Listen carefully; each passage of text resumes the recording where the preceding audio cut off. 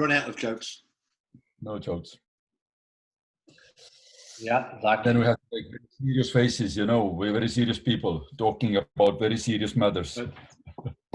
Yeah, but the intention is not that. The intention is to very informal chat that we are enjoying to do. So this is the intention, not to be something that the people don't want to see. So the kids, coffee, drinks allowed. Exactly. Oh. Can you see the rule book? Okay. Part of. Okay. Yeah. See a page. It's from the beginning. Here is better. More.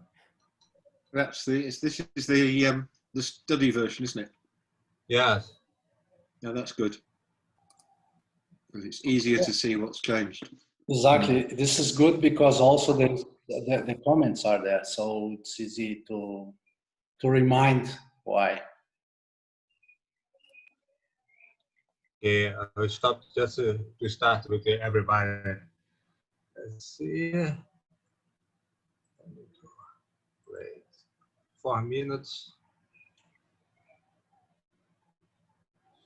Last minute to start. Warning signal prep displayed. Prep removed. Displayed, right? It's 3:40 to the start.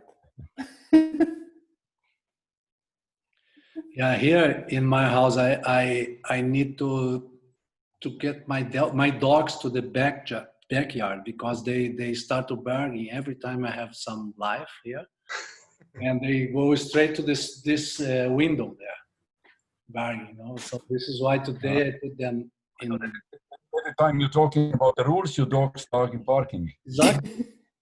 It's not only my dogs, but when I am home, yes.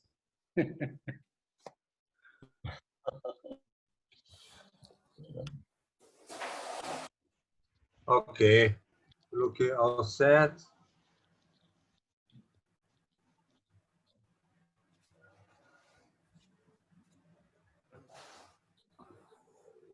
Just more want some test. Nelson, say something. Okay, Blue. We're Okay, about to perfect. start. Good.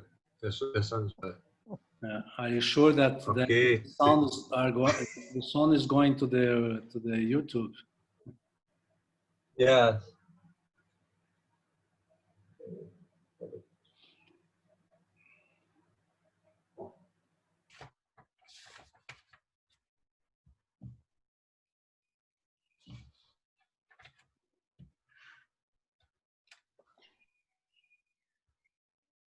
Look fine. 3 minutes. Jeff Johnson just arrived from. Oh, Jeff. Hello, presenters from California.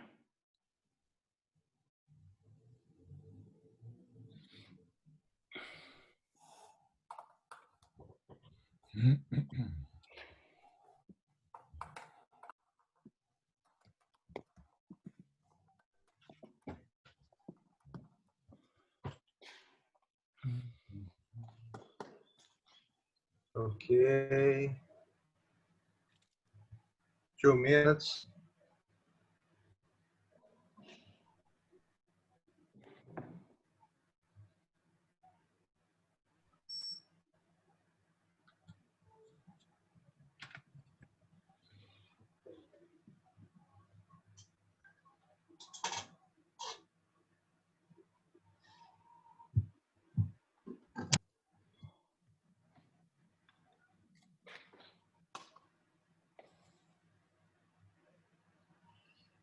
One minute.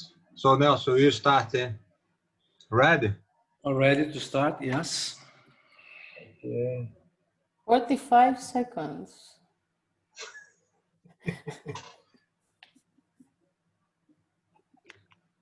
Focus. You tell me when. Okay, here you go. Okay. Hold on. Hello, everybody. First of all, I want to say hello to John Doer, Anna Sanchez, Marina Psichogiu, Andrus Poski, and Ricardo Lobato. And thank you for accepting the invitation to join us this meeting tonight or today, this morning. I don't know where you are, but today.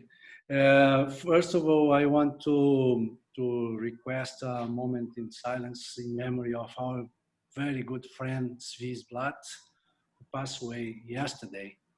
So, good friend of us.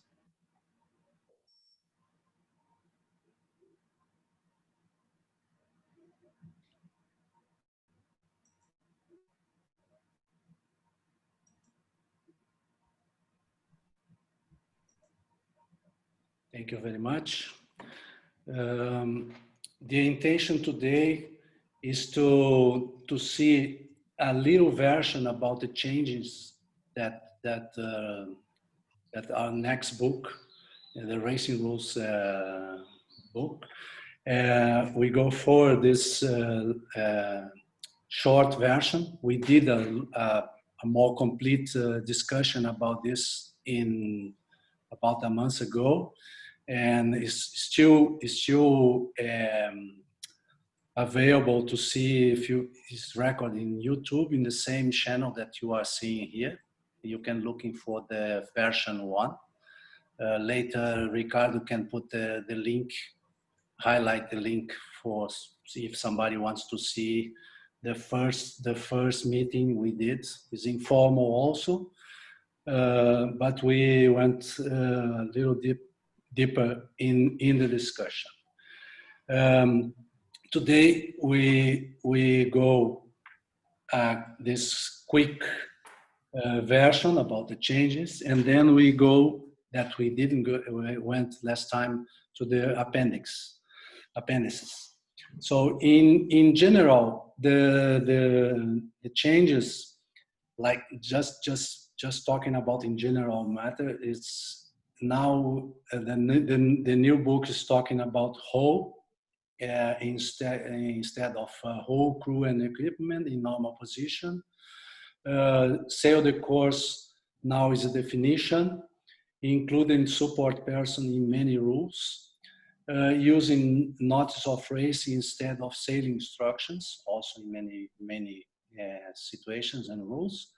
And now also we have a new exoneration rule that it's a new rule 37 that we will see. And also we can see the terminology, events versus regatta, and events is a race or series. I will not invite anyone to comment these general changes, and I go straight to the signs that we had 3 main changes. We had the orange flag that was already used by the race committee to indicate the sides of the starting line. Blue flag was changing the meaning of the race committee is in the finish position, but to these flags indicates one side of the finish line. And a victor flag is related to the new rule 37, determining that when displayed means all boats involved in the event, including support person, shall monitor the race committee channel. Now I will ask John first, if you have any comments till now. No, I've got nothing to add to that, Nelson. Just to be clear, I think the new exoneration rule is in Rule 43, and there is a new rule on safety, which is Rule 37. Perfect. Anna, something? You are mute, Anna. Turn your microphone on, Anna. Yeah, Can perfect. you hear me now? Yes, yes. Good. No, I have nothing to add to this first part of it. Okay. Marina? Yeah, I have a small comment. There is a notice, a clarification more about languages. And when from now on, it is clear that when a hail is made, it can be made in the language that everybody understands or in English. And this was because in the past, there were some odd situations where the hail was supposed to be in English, and English was out of context in the specific situation. So now it's clear that it can be any language, as long as the people that it is, the people that are involved understand. Perfect. Andrus? Yeah, I mean, if Marina already put it up, this hail issue, I think it's one of the major, how to say, outcome from also the Q&A panel, where actually we really clarified it. And interesting was that many years, actually, including myself, it has been some events in some countries where the word, for instance, word protest, was not pronounced as a protest. For instance, in China, when they are using the word Kite, and when you are just for validity, checking the validity of the hearing and asked, did you say protest? And they said, yes, I hailed Kite. Then many juries said, but that's not valid because you had to say protest. But at the same time, some juries said, yeah, but it's okay because he said it in own language. So at the moment, I think it creates a lot of consistency all around the world. So now it's clear that you really can use your own language, but responsibility lays on you if the another party understood it or not. So basically, I think, Marina, you can correct me that what we said, it's if you are doing like a national event, you can no problem use your own language. But if you're going any international event, you might take a risk by not using English. And yeah, so I think that was very good change.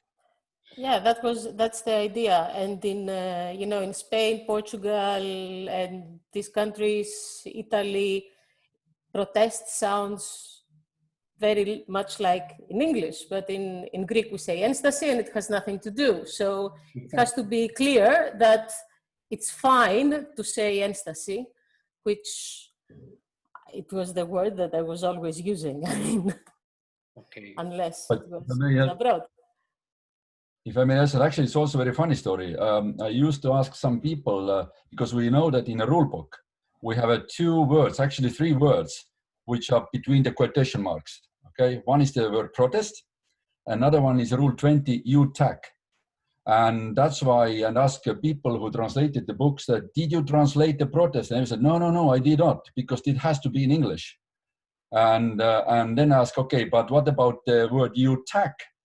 And then they looked the open book. Oh, we really translated it already. So that actually shows that even they didn't know that they actually translated those rules, even by declaring that if it's between the quotation marks, we are not allowed to translate it.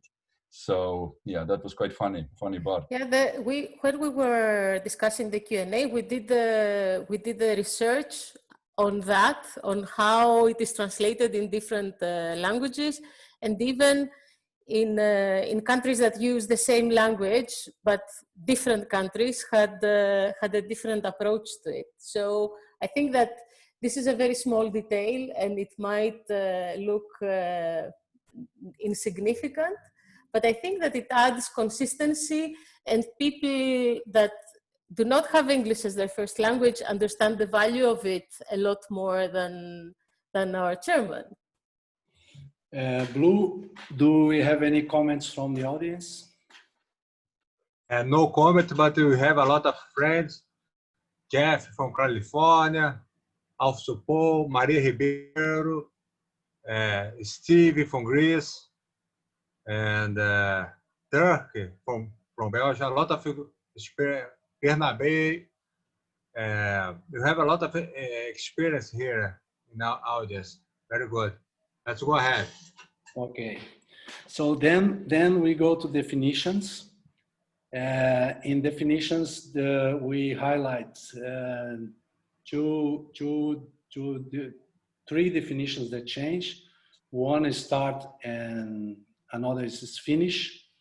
It's changing from the whole equipment and crew in normal position to when the first part of the hull crosses the line. Note that the bowsprit and the outer roots are not part of the hull. In most of the case, it becomes easier for the race committees. And also, for me, makes a lot of sense that sail the course now is a definition. Before it was part of Rule 28, and for me it's a good change. Comments? I will start again, but this time with Anna. Yeah, well, I will confirm that sail the course is now a definition, and it will help the interaction of old Rule 28.2 and 35 and some others. And there was a conflict before in the way these rules interact, and now I think it is solved with this. You are talking about 35 and 35 and 19.3, I think it is. So now it is a better. Everything matches better. Mm-hmm. It is clear that sail the course means sail the course and not start and go around the marks. So it's a different animal. Mm-hmm. John? No, nothing. I think we covered all that in the first session a month ago. Okay, perfect. This time, Andrus? Yeah, I mean, I think this is one of the most important changes in the new rule book, and I'm really happy on that. Two reasons. First of all, it really clarifies the different issues, and we remember the one issue usually came from multi-hulls when they're finishing downwind and sometimes they're capsizing and drifting through the finishing line. And then there's a different pieces of equipment, and question is which moment they are finishing and if they're finishing at all. So now it's very clear. It doesn't matter what position is your hull, upside down or stern ahead. So it's just a hull. You need to cross the line. And second importance of this change is that by taking only the hull of the boats, it really opens the door for the new technology. Because as we know that we always talk about that we should have a kind of electronical starts and finishes and so on. And the problem was because it's very difficult to put the trackers on a boat at the same time with the equipment and crew. So if you're spinnaker flying and it's and so on. So now it's very clear it's a hull. So I really hope that this opens the possibility and opportunity to start creating technology which can in future record the starts and finishes and reducing the human factor in it. And then we change the definition again, saying that when the boats start or finish when the equipment device cross the line.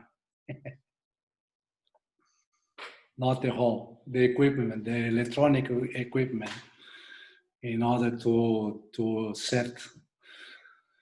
Marina, do you have something to add, or can we go forward? I think that even if we reach the point where we will say that you start when your equipment crosses the line, it is a rule and it will be what it will be. We just need something consistent. It doesn't matter what it will be, as long as it is consistent, the same for everyone, and we will be able to judge it reliably and in a fair way. So I don't see a problem in that, but I think that it's pretty far away. It's not something that will happen in the next 2-3 years. Okay. Yes, so, yes, Andrus. If I may open one of discussion on that, because I already had some discussion with different people, and as you may understand, the question is about the bowsprits. And many and different classes, different shape of the boats and hulls. Sometimes the bowsprits are attached, sometimes they are removable, sometimes they are a kind of part of the hull. The question is, what about the bowsprit? Is it part of the hull or not? And there are some actually different opinions on that. So I think this is maybe to even discuss slightly here what the opinion of different people. I may give my own opinion is that the bowsprit is not part of the hull unless it's coming from the same mold, you know, or it is like some boats they have already. It is like a part of hull. It's not attached to the deck. But of course the classes can make it very clear through the class rules. But I think that might be one of the issues in future, starting from next year, where different people may interpret it differently. So I don't know, Nelson, if I may ask, what is the opinion now from people, if we are on the same page or different opinions? Yeah, I agree with you. I think if it's appendix, so it's appendix that you can or is not part of the mold is not part of the whole. This is also I believe this is right. But I follow a lot of forums where the discussions going on, and there is nothing in the equipment rules of sailing that state just saying that is as a draw there where the appendix where the bowsprit is not part of the whole. Comments from John? Nothing really to say. I mean, for me, I think that the whole is, I'm just looking at the equipment rules of sailing to see what the definition of hull is in equipment rules of sailing. But for me, a bowsprit is not part of the hull. It's a bowsprit. It's different. Yeah, this is what we have. Yeah, exactly. Anna? But yeah, I quite agree with John and Andrus. I mean, a bowsprit, in principle, is not part of the hull. Class rules can make a different definition. So for sure, we need to pay attention to the class rule and keep them updated when we are working with these kind of boats. And maybe some classes will want to try a route about bowsprits, and then they will change their mind. So I can anticipate some changes in the class rules coming from this area. Marina? Well, I think that whatever we agree, it's fine. Of course I agree with John that the equipment rules of sailing say that hull is a hull and bowsprit is something else. So your microphone was out. now Now it's okay. Now, fine. Okay, so I agree with John that it's not agreement with John, it's agreement with the equipment rules of sailing, that we know what a hull is and what a bowsprit is. If we want to change that, it's a matter of agreement. With thinking as a race officer, I think that it will be practically impossible to identify whose bowsprit is over the line if you are judging it on a starting line, or it will be challenging, if not as difficult to judge it on a finishing line. So I think that as we are right now, with the bowsprit not being part of the hull, we are quite good. Blue, do we have any comments from the audience or questions? Yes, we have very good comments, and we have some disagreement about if this change will make the life easier for the race committee or not. Maybe the catamarans with the wings and the people on trapeze can be confused. Michael said that. And just a point, guys. I think we discussed this a lot. We're at 20 minutes. I'm afraid we cannot get the appends. And also, just because we can discuss this forever. But I have a good question, Dirk. Dirk asked, are the fixed wing on the 49er no part of the rule? This is a question for Dirk. I think it's a good question.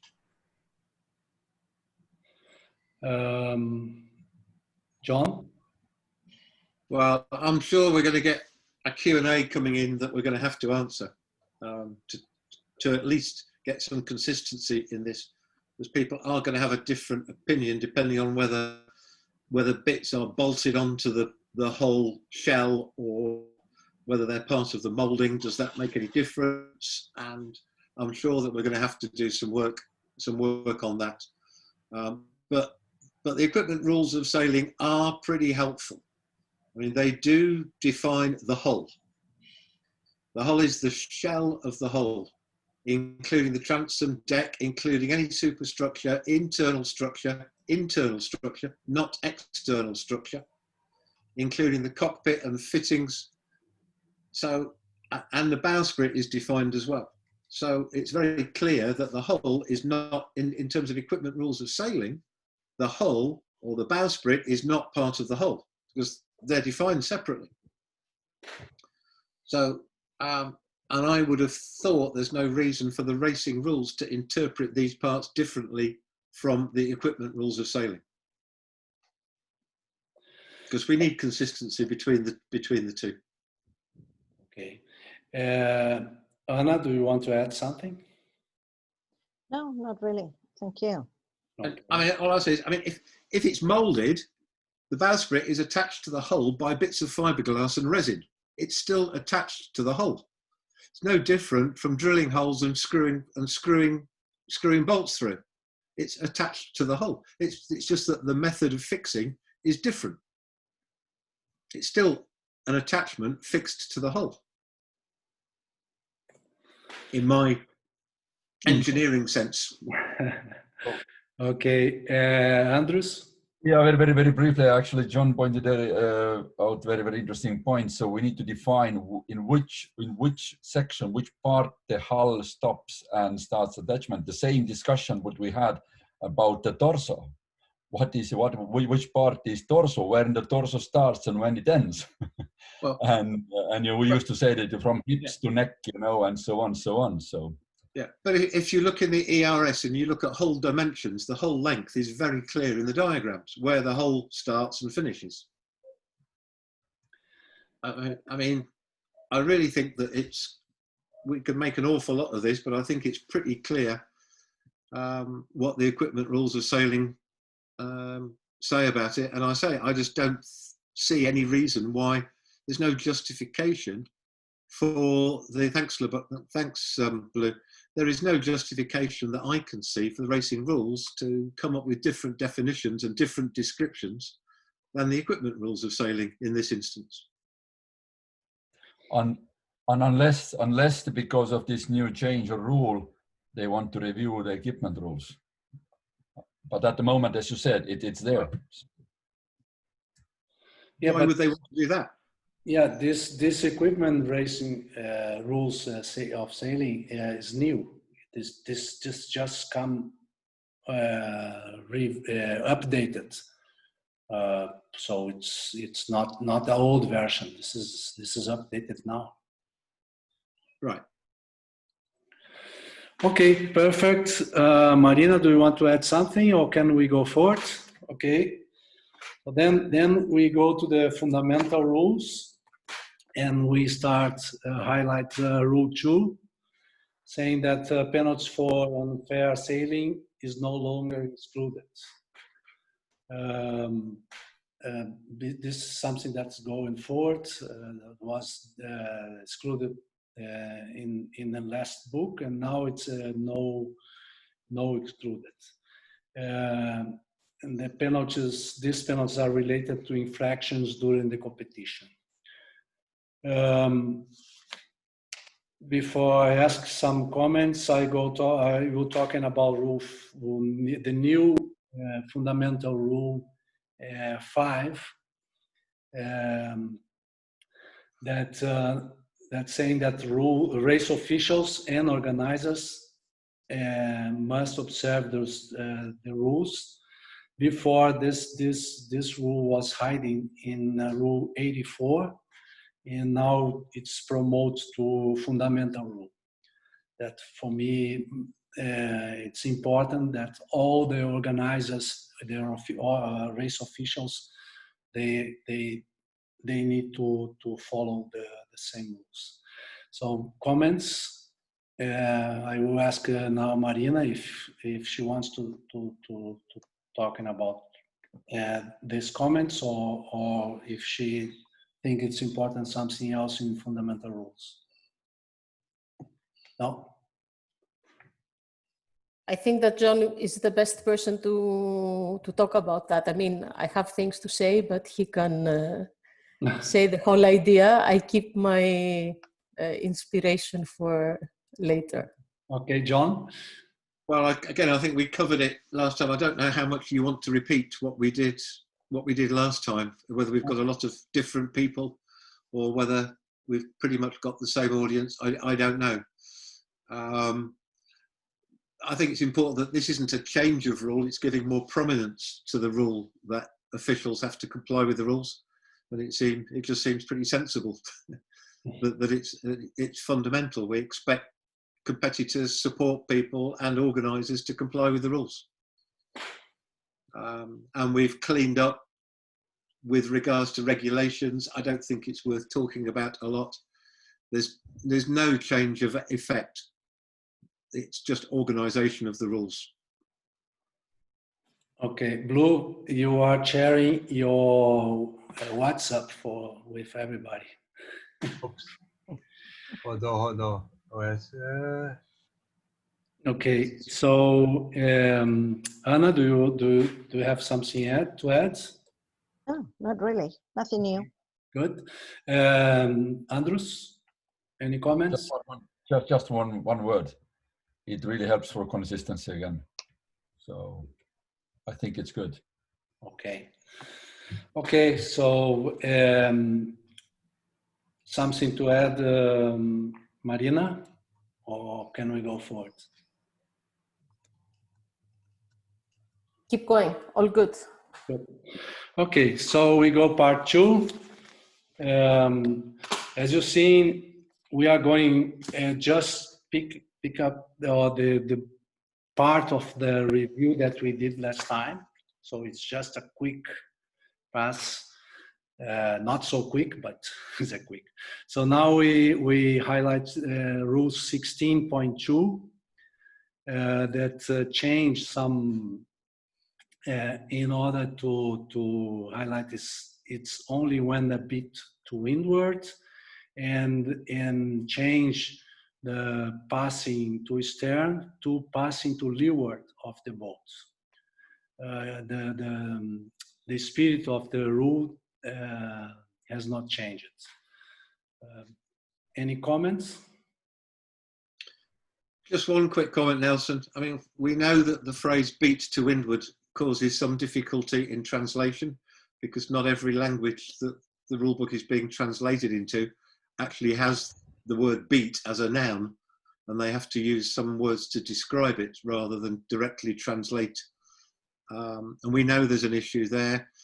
There's a submission that we've got to decide in 3 weeks' time, which will be a revision of case 132. And I think we need to wait until that has gone through and we've sorted that out before we respond to questions on it, so that we make sure that we're giving the right answer. Perfect. Yeah. In the last meeting, we discussed a lot also about Rule 132, and we know that it's under review. Andrus, do you want to talk something? No. Okay. Anna? No, I think it's going to be very important to have a look at the new version of case 132 when it comes up. Okay. Blue, to have something to add or any comments or questions till now? No, there's just part of the audio said Josie can't wait for the appendix. I think there are some umpires and some people who want to discuss the appendix. Just a comment. Okay. Then we go to part 3. So as we said before, Rule 48, now it's more cleaning because we don't have the definition of sailing, of course, but anyway, we need to read the sailing course. Say again? No, go ahead, Nelson. So rule 28 drive us to definition of sailing course. Before was in the rule. This is only that we highlight for part 3. And then we go part 4, that rule 42 now propulsion is allowed to condition of pumping to start foil. And rule 43 was created to include exonerations that were spread over the several chapters of the boat, such Old 14.b, 21, and 64.1b. Rule 48.2 clarifies when a crew member is in the water but connected to the boat, he's racing before he needs to be on board. I will stop here because a lot of rules, and I want to hear John. Any comments on that? On which one? 48.2. Okay. Yeah, this was a problem before when the boat capsized, and people really thought it was linked to the definition, but it really wasn't linked to the definition. The problem was if you capsized and you're on a downwind leg, the boat will make progress in the race. And if you were not on board, you broke the rule simply by capsizing. And we've now fixed that. So what you're not allowed to do is to resume sailing the boat. There's nothing to prevent, or no rule is broken if the boat makes progress towards the next mark, because you're not sailing it if it's capsized. So the only thing you can't do is to drop somebody overboard and the rest of the crew keep sailing towards the next mark. Then you break the rule. So you've got to stop for the people to help them get back to the boat. So you no longer break a rule if you're in the water and the boat makes progress. So even if it crosses the finishing line, as we said earlier, it's no longer connected to the crew. So you will finish when the first part of the hole crosses the finishing line, and you probably will not break rule 48 unless somebody on the boat tries to sail it across the line. If you're in the water and push the boat across the line, by the way, you'll probably break rule 42. Okay, so the secret here is in contact with the boat. So if you are swimming behind, trying to catch the boat and cross the line, you are not in contact with the boat. Correct. Okay. And that's because nobody knew what the term, we used the phrase on board before, and nobody knew what the phrase on board meant. Did that mean it could be upside down and you're standing on the hull? Are you on board, or does the hull have to be the right way up? Well, as long as you're in contact with the hull, we don't care. Perfect. Because nobody can get an advantage from it. That's what we worked out. There's no point in having a rule that you can't get advantage from breaking. Okay, so now rule 50 changed the weight limits for clothing and equipment that the sailor can use, was setting very strict requirements for trapeze from 2023 onwards. So this new place where this rule was set, and I will ask Anna if she wants to comment on that. Not really. I mean, the rule is quite clear. But as far as I have heard from John, there might be a problem with a limit of 6 kilograms, and it's going to be discussed by the Race and Rules Committee in a couple of weeks. So again, people should pay attention to this part and try to find out how the discussion is decided. John? I'll just confirm what Anna says. We think there might be a problem.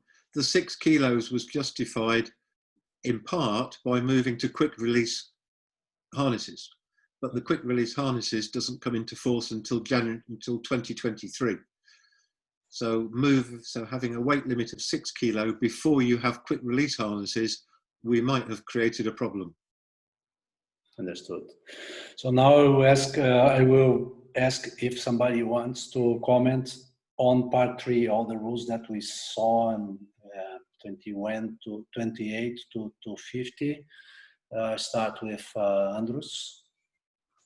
Yeah, I don't want to waste time, but I think that's another important change in the rules. What I'm really happy, and I remember exactly the case I explained before with the Nacras and so on, when boat is drifting through the finishing line and somebody is swimming back of the boat and is not in contact and definitely not on the board.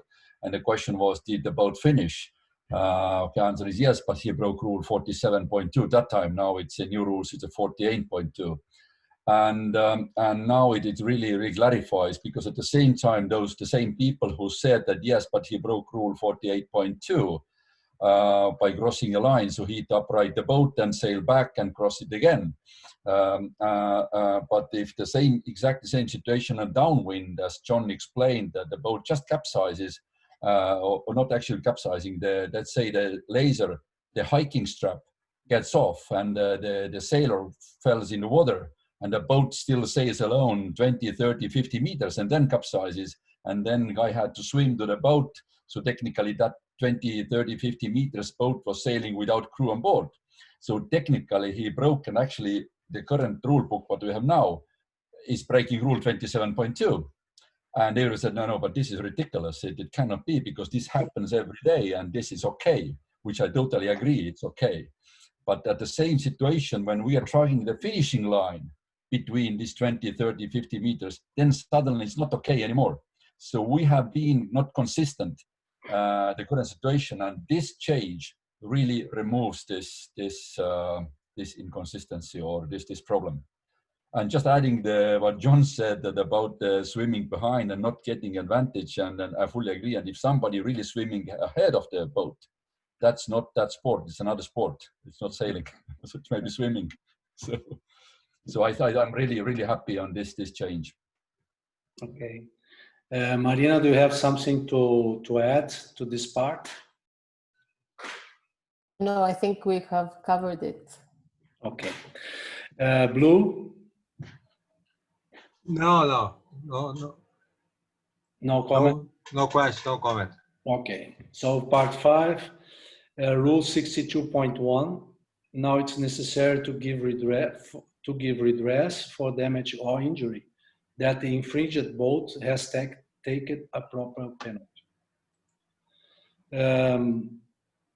And rule 63.6 included the possibility to bring the hearsay to a protest.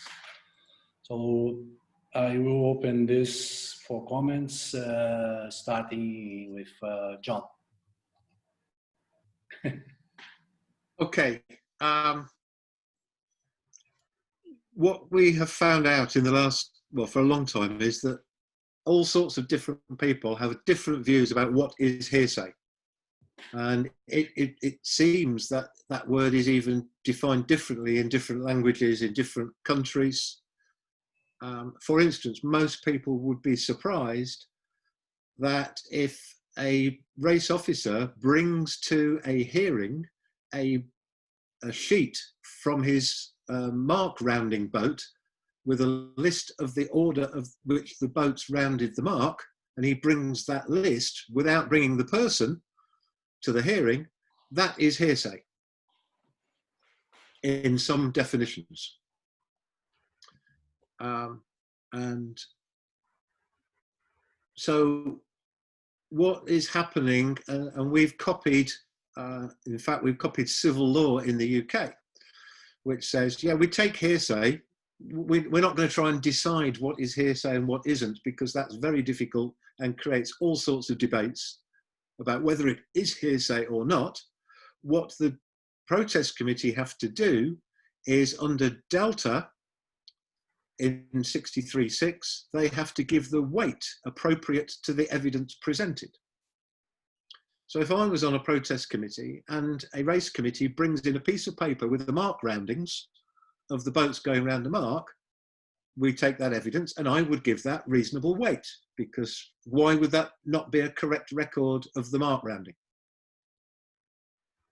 On the other hand, if somebody comes into a hearing and says, oh, my mate saw the incident and he told me that the other boat broke a rule, well, that's hearsay too. I wouldn't give that very much weight at all. So the whole way that we've approached this is, you take any evidence that is presented and you give it the weight that you think it is worth when you're making the evidence. And this weight thing is just as important as the hearsay thing, because it hasn't been in the rule before that we give weight, we give different weight to evidence. So we're not calling people liars or whatever. We just because quite often you come out of a hearing and somebody says, oh, he told lies, a different story, and why did you believe him or you didn't believe me? It's not a question of belief or telling lies. It's a question of we give weight to which evidence is most convincing. And I think that's a helpful way for the protest committee to behave. Perfect. Okay, before we go to the appendix, anyone wants to comment on that or anything from the rules, because we go to Appendix A. Okay, Blue? Yeah, Marina? Yeah, very fast to what John said. It's not that the protest committees were giving weight to evidence anyway. I mean, sometimes you hear something from someone and you think that it's more likely than something that someone else said. It's just that now it is more formally written, but it's not a game change. It's not something different than what has been happening until now. I agree totally. We've always given different weight to different evidence. We've always done it. We haven't had a rule to support us. Perfect.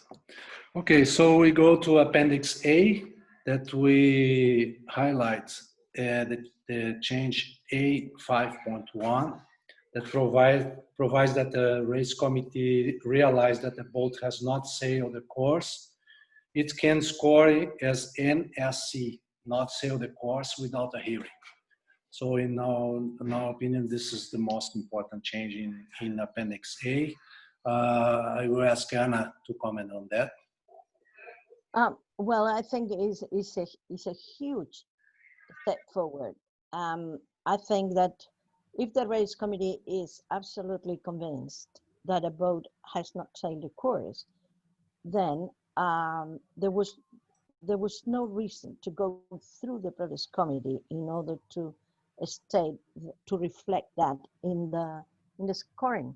So now with the new rule 8.5.1, the race committee will initially score that boat accordingly as not sailed the course, and if the boat wants to challenge the decision of the race committee, the boat can ask for redress. So the boat still has the possibility to react if they think the decision by the race committee is wrong, but the race committee will take care of the score themselves. Okay, can we go to Appendix B, blue? How we are going? Well, I can briefly comment that, Nelson, if you want. Andrus, do you want to add something? Yeah, I mean, that's so-called one of the babies. And I think the most important change on this is that the Appendix B, Bravo, is much shorter now. So technically what happened was that, as you can see already title of the rule, it says windsurfing fleet racing rules. It's not windsurfing racing rules anymore, which means that all other disciplines, except the fleet racing, has been removed from this book. So, I mean, like slalom rules, expression rules, they are still existing. They are good rules. They are working rules, but they are available online only. So, so in a world sailing website, people can find it, and the rules are there. So on a book, we're only keeping the fleet racing rules. Another general comment on that is like a new Olympic windsurfing class, IQ foil, which also using kind of one of the formats is the slalom. And there has been the first event on end of the August. We're using this two rules. So one is the racing rules of sailing, which is normal rules, and then another set was the slalom rules. However, in future it will be used exactly the same rules, because the slalom itself can be also part of fleet racing. It doesn't mean that it's immediately under the slalom rules, because technically the slalom rules are more rules for the organizer, how to run the specific slalom event. But the right-of-way rules or the basic slalom rules are still part of the fleet racing. So that's why in these rules, and actually the same applies more or less, Marina can speak about Appendix F later on. We are using the specific format with elimination or reaching starts. There are specific rules in this windsurfing fleet racing rules, for instance, like Rule 17, which tells you how to act 30 seconds before the starting signal, and so on, some limitations. And also, as we know that the slalom rules, their hearing system is different. So there is no need to have any written protest, and all the hearings will be run orally. So this is also part of this windsurfing fleet racing rules if they are using this elimination format.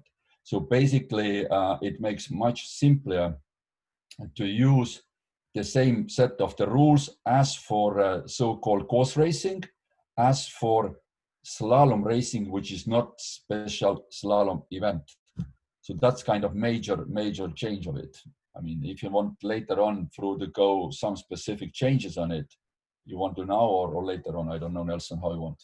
Okay, the idea today is highlight the most impact changes, because later I want to invite you and somebody else to discuss deeper for Appendix B, Okay. C. So then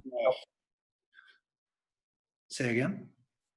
So then a couple of more comments, then can just finish about this. So critical changes. One is that the flag Zulu has been removed for windsurfing because it never has been used. Mm-hmm. And it doesn't make any sense to have something in a rule book if you're never using it, and there's no intention to rule it. So that's one thing. And what is really important change is Rule 42. And which has been changed, that even if you're reading this, we all know that the windsurfing you're allowed to pump, pumping is okay. But technically, if you really open the rule book and if you read it now, it says that, of course, you need to use the water to the hull and the wind to the sail with unassisted actions by sailor. So the many people asking, including myself, but what is the pumping? It is assisted action, actually. So basically, it can be different interpretation on that even now the pumping is not okay. So this has been absolutely fixed. And now it absolutely says that what is allowed and what is not. So it clearly says that the pumping and fanning the sail is permitted. So it's really clarifies what the windsurfers can do and what they cannot do. And that's, I think, one of the good changes. Okay. Anna, do you have anything to add? No, not really. Okay. John? No, nothing. Okay, Marina? This was Andrus's baby, and I think he covered everything. Okay, Blue, do we have any comments from the audience or questions that we need to answer now as Appendix B? No question. No question from the audience, but I have a question, Andrew. I got a little confused. So the slalom race can be considered a fleet race, and they can use this rule in the book, not the online one.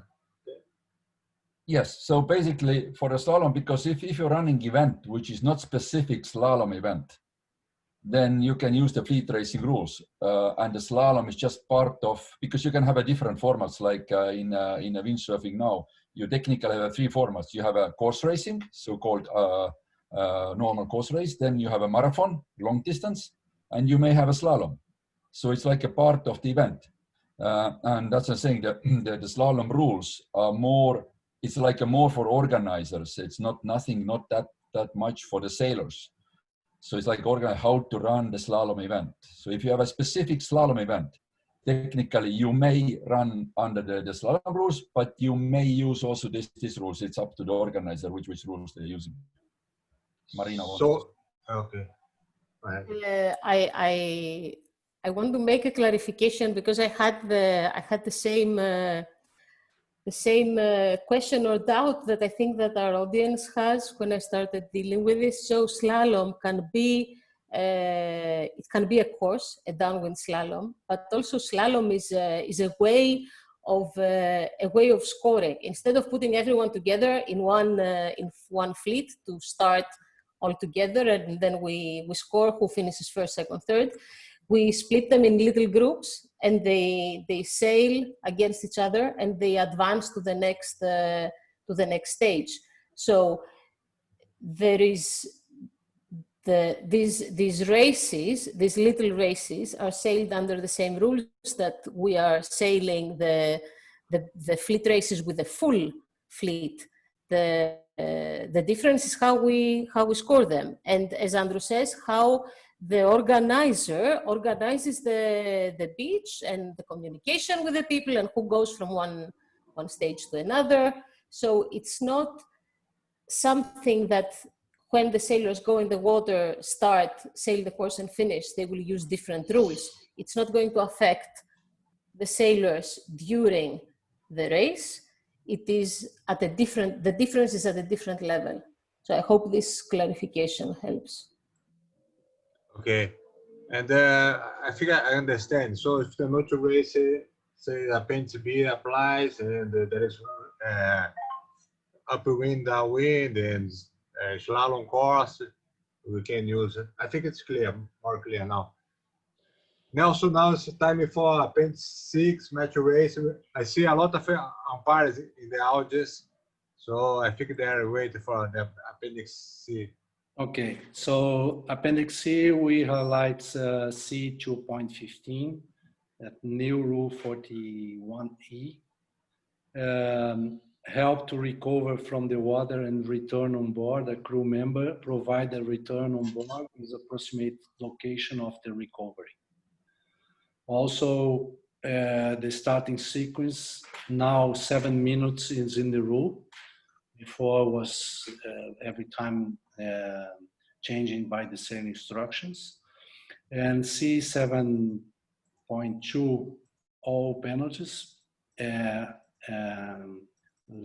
F, if one boat has finished and is no longer racing, and the other boat has an outstanding penalty, the umpires may cancel the outstanding penalty. This is new. Before we had a lot of time that we discuss why the boat with outstanding penalties needs to take the penalty even if he lost the match. And the answer that I had that makes sense to me was because in case that boat after finish was disqualified for something, the boat that winning, then the second boat that didn't take the penalty cannot be the winner. And now this is fixed because even if he don't take the penalty, he's okay. And C10.7, when only one boat is in the match, failed to sail the course, he shall be scored no points without a hearing. So this is what we found as a change, and comments, John? Yeah, I mean, I'm no longer an international umpire, so I'm not as good at Appendix C as I was a few years ago. But as Richard Slater's not able to join us, the changes in Appendix C come from three main causes. One is because we changed the main rules in the book, so like the whole, the starting, finishing, definition, and all of those changes have consequential changes, especially for taking penalties at finish lines, etc. So that's one reason. The other thing is the match racing working party went through the match racing standard sailing instructions that were being used pretty much around the world and put a number of those from the sailing instructions into the rule book. And this is one of them. The boat that, when a boat finishes and she has an outstanding penalty, it was a pretty standard sailing instruction. And in fact, it's quite good to test new rules by making them sailing instructions for a while. Then we test them, and then if they work, and I think they have application across the whole discipline, they go into the rule book. So they don't really change the game because the game was already changed. The other source of changes, again, doesn't change the game.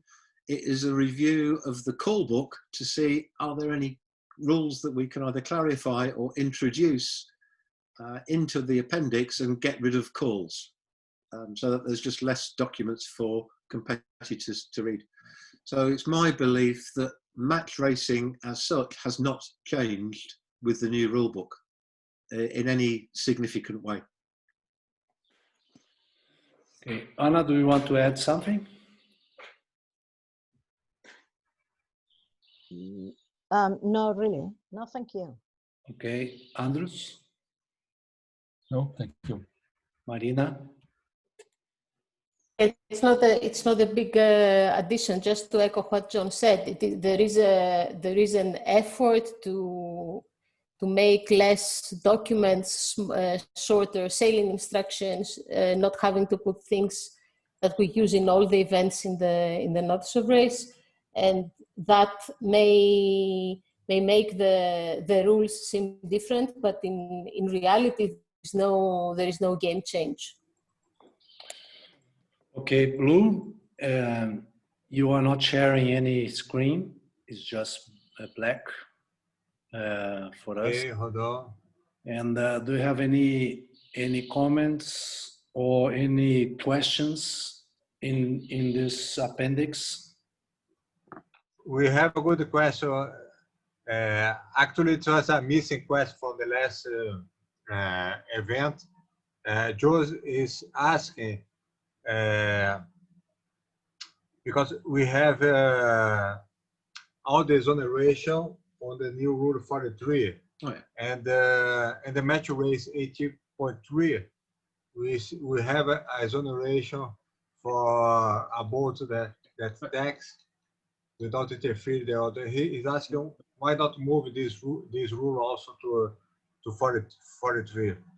Okay, I can answer that, and that is because the 18.3 in Appendix C is different from fleet racing, and it does not make sense to. So this exoneration does not apply to fleet racing. it only applies to match racing under the match racing 18.3. And so it makes no sense to move that into the main rules. And also may cause confusion, because if you see, you'd have to, I don't even know how you'd write it into the main rules, because you'd have to say in match racing when 18.3C applies, then, I mean, it just doesn't make any sense at all to put it into the main rule 43. okay. Okay, so can we go to Appendix D, team race rules? Okay, let's go. And I think you're going to get the same comments from me on team racing about the cause of 98% of the changes in the team racing are for exactly the same reasons as match racing. And I do not believe there's any significant game changes in team racing. Yeah, what I have highlight here, it's protest boat by boat. When a boat protests under a rule of part 2 or under 32 or 42 for an accident in a racing area, she's not entitled to a hearing, and the following applies. A, I think this is the same. B, it's the same. C, if no boats take a penalty or clearly indicates that she will not to do so, the umpire shall decide whether to penalize any boats. This is one of the changes. And D, if more than one boat breaks a rule, an umpire shall decide whether to penalize any boats that did not take a penalty. So Nelson, there is one significant change to team racing, and that is the so-called two flag system has been deleted, which was a second stage on the protest before you called for an umpire decision, and that having that option in the original rule book meant that some of the rules had to be written in a different way. Now that that option has been removed from the book, because it's never been used in the last 4 years, as far as we know, so it was removed from the book, that enabled team racing to simplify some of its other rules. So there are consequential rule changes as a result of removing,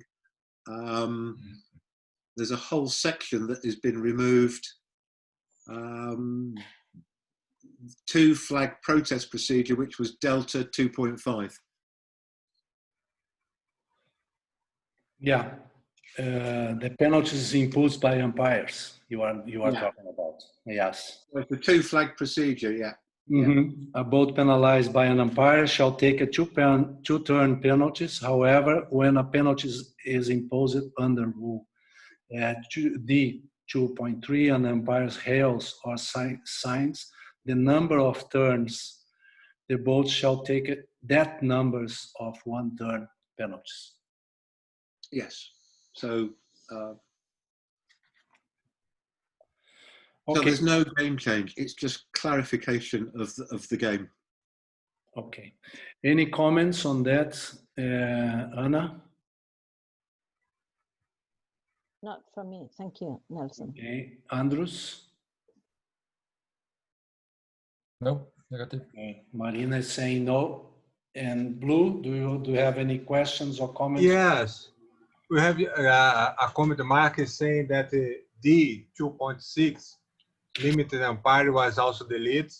I think it's also, Yes. and D4 the scorer has a margin reward. He's asking what was the reason for changing the scoring. But, well, the reason that D 2.6 was removed was because it was never used. It was one of those that was kept as an option for a long time. Mm-hmm. And the second question is, what's the change for changing the scoring? There was quite a debate about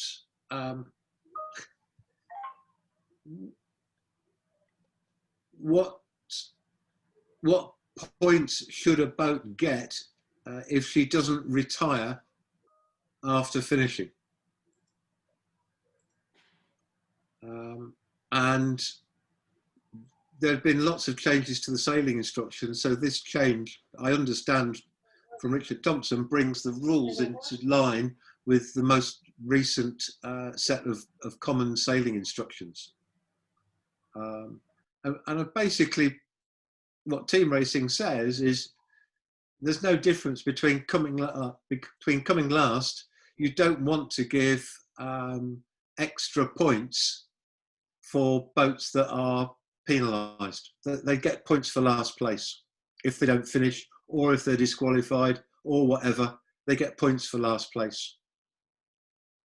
And one of the reasons for that is that when you look in a team race at the situation during a team race about which team is winning, all people who team race understand totally that if the total points adds up to less than 10, you're winning the race. But if you have an unknown points for a boat that might be not retired or whatever, and you don't know what that boat's going to do, that might upset the scoring of the race. So it's very difficult to know in real time who's winning the race. Okay. And team racers don't like that. Blue, anything else? Oh, great explanation. Thank you, John. And just this is a comment from Blue. I really like also the search of the procedure that a boat who is willing to take a penalty, now he can make a sign, and if she doesn't take the penalty, she will be penalized. I think this is interesting. Have this used to be a procedure, now is inside the rule. I think it's a good point, good improvement for Appendix D. Yeah, it just simplifies the whole process. I agree. I think Nelson, we can move on. Okay, so let's go for radial sailing racing rules. This Appendix E changes to part 1, 2, and 7. AE13B requires that hail for room to tack under rules 20.1 and 20.3 shall include the words room and tack and the sail number of the hailing boats in any order. E2, additional rules while racing. E2.1, hail requirements. The hail shall be made and repeated as appropriate. So the competitors who on hail that is direct mean reasonable be expected to hear it. As a result of this change, the phrase and repeat has been removed for several other rules. Also, E3.9 disabled competitors, the race committee may make or permit reasonable arrangements to assist disabled competitors to compete in equal terms as possible. Without break rule 41. E4.2 outside help. Help from the race committee is more general than previous. C, when the boat is disabled or in danger, help from the race committee. E4.3, taking a penalty. B, if a boat gain an advantage in a hit or a race by breach despite taking a penalty, her penalty shall be additional 1 turn penalties until her advantage is lost. This clarifies that multiple turns may be required and removes the ambiguous wording in the old version. So this is what we pick from the Appendix E. Who wants to talk? John? Well, I don't know that much about radio sailing. I've only done it twice this last cycle. But again, I believe that all of these changes they're generally simplifications and just complying with the game as the game is played. So there's no change in repeating the hail. It's just moved the word repeat from about 4 different rules and put it into one rule. So that whenever you have to make a hail, you can always repeat the hail until it's been understood. I think the most important thing is that the radio sailing community are very proud of the fact that they've got a sport that people with quite significant disabilities are able to enjoy. And so E3.9 is probably the most important change because it is being very proactive towards disabled people. And so if you are receiving help from anybody solely to overcome what is a disability, then you do not break Rule 41. So if you have, for instance, if you have a speech difficulty and you cannot hail, you can now have somebody else to make those hails for you. There's all sorts of things that are really helpful for people with disabilities. Okay. Anna, do you want to comment on that? No, I just quite agree with John. This is just some changes reflecting how the game is actually played at events around the world. I don't think this is going to be a significant change at all. Okay. Anna, Marina, sorry. So I just agree with what John said. Okay. I think we should push to get radio sailing a Paralympic sport.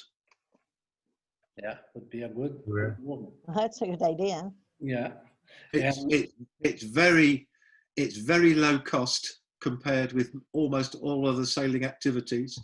It's very easy to televise. It's very user friendly. It's got a lot of merits, and it would be quite an interesting Paralympic sport. Easy also to cover. Easy to cover by television. Yeah, and it's very skillful. You know, I mean, there's plenty of skill in this game. Yeah. Andrus, do you want to add something? No, I just very briefly, I mean, how happy I am that we covered the hails, because if you're looking now this E1.3, which is even further, it says you shall include the words, and then you have a room and tack in quotation marks. You have to use those words, and without this clarification what the hails can be done any language, you can talk your own language, but you have to, one moment has you need to use the words room and tack. So I mean, it's okay now. So yeah. Okay, Blue. Actually, we have 2 questions from Bob Lewis, but I think it's has already answered. He's asking if are 2 rails ever required. I think John answered that. You need to keep it rail until it's understood. And the second one is the rail of tack to room, effective as a room to tack rail. I think also Andrus answered that. Okay. Yes, the basic principle in the introduction applies to all hails wherever they appear in the book. So, Right. Okay, let's go forward. Appendix F, kiteboarding racing rules. And Marina, do you want to deal with this, or do you want that I guide and you comment? How do you prefer to do this? Well, it's my baby, and you promised that we have a long session just to cover Appendix F. I think that it is important to say that kiteboarding is just 3-dimensional fast sailing, and you have to adapt the rules just to accommodate the speed and the 3rd dimension. The kite is moving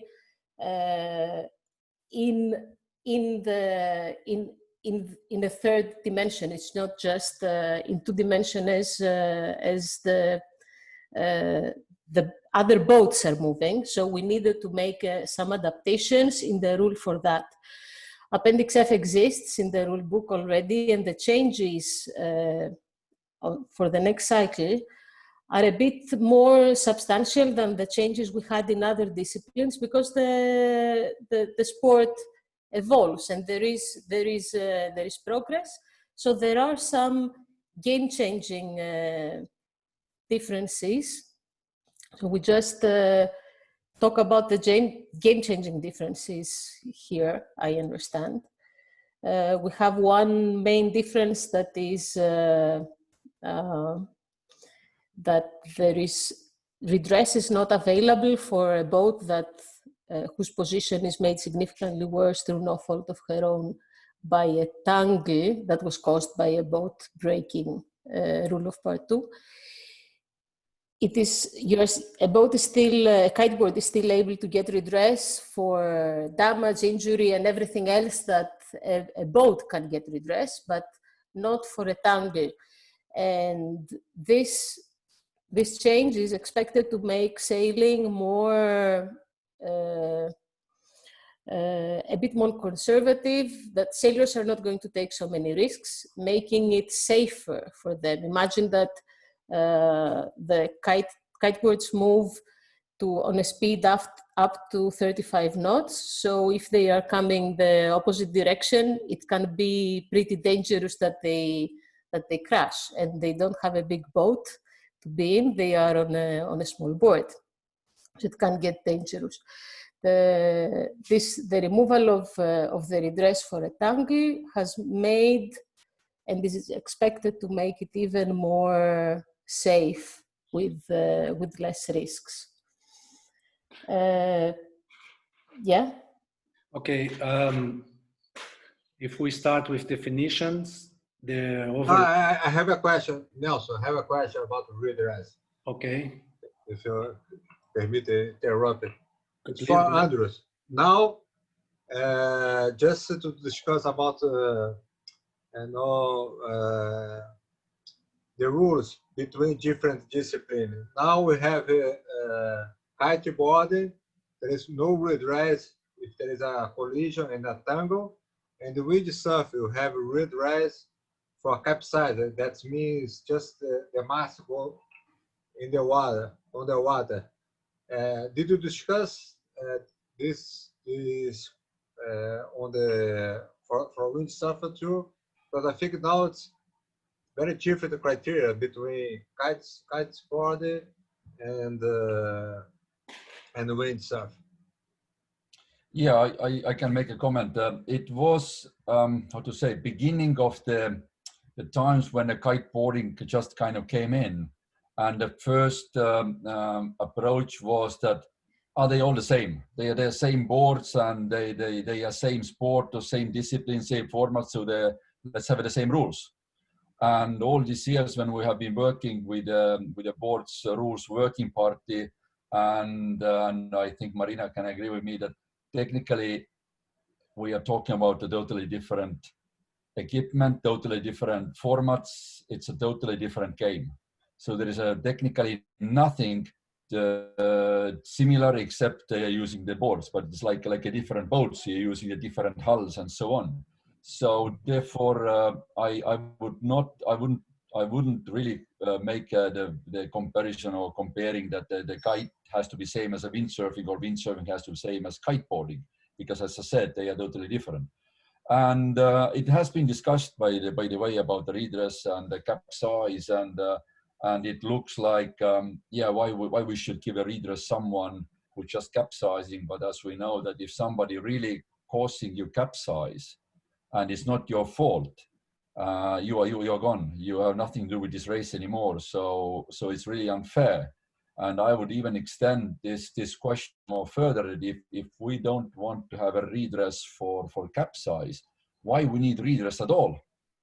I mean, I think all of you in this session, we know the discussion we had for years, that to make and create our sport more attractive, we need more trauma.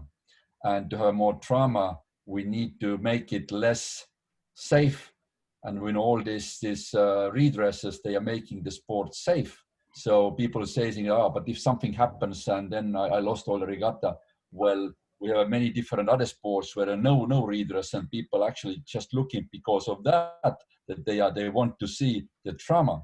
So, I mean, at the moment, again, it depends who you are asking this question. If you're asking this question about redress from the sailors or coaches, you can 99.9% get answer, yes, we want it, because that's a safer.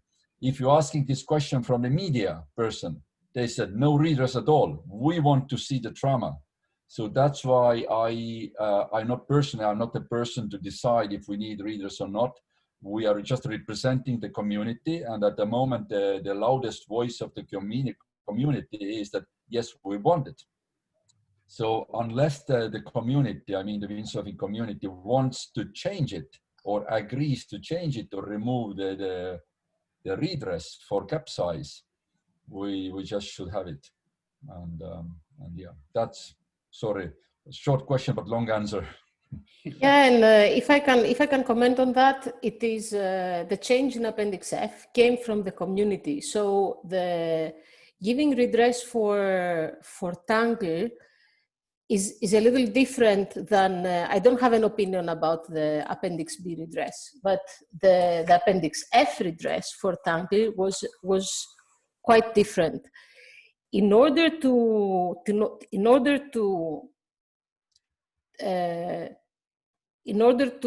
classify that you are in a tangle, you have to be in a pretty bad situation. You have to be, your kite needs to be tangled with the other kite. In order to arrive to that situation, it is very easy to get hurt, and it is very likely that you will create a damage to your equipment. And although you are, if there is a damage or a tangle, the keep clear boat the right-of-way boat is also breaking Rule 14. It is very difficult to prove that the boat didn't do everything she could, or the boat could have reasonably avoided the contact. So the sailors themselves asked to remove redress to make everybody sail more conservatively, to be more reasonable, not to enter in difficult situations which might end up in a mess. And this worked. We applied this rule already in the two events that we had after in the post-COVID era. And compared with the equivalent event of last year, I will give you some numbers. We had 3 more sailors at the Europeans this year, and last year we had 45 cases, of which 32 involved redress, and this year we had 30 cases, of which 5 involved redress. So the difference is really, really significant. The people just sail safer, and it seems that it is working. And the change came from the sailors. So that's the main difference with the windsurfers who like what they have and they don't want to change it. Okay, perfect. So we highlight Andrus. the change of definition. Maybe last comment on that. So okay. What we need to really take into account is that it's not us who are making the rules for the community. I mean, of course, we are kind of formalizing them, but we are technically, again, as Marina said, we are representing the community, what they want. And we have so many different kind of the sailing, and if the community wants, who are us to tell them what they can or they should have it or not. So that's why I think it's we are just like representing the community on that.